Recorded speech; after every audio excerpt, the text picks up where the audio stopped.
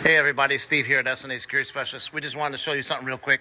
I know a lot of customers say, hey, just get a kill switch, or you'll see comments online, all you need is a kill switch, they won't steal it. Let me tell you what's so typical about that statement.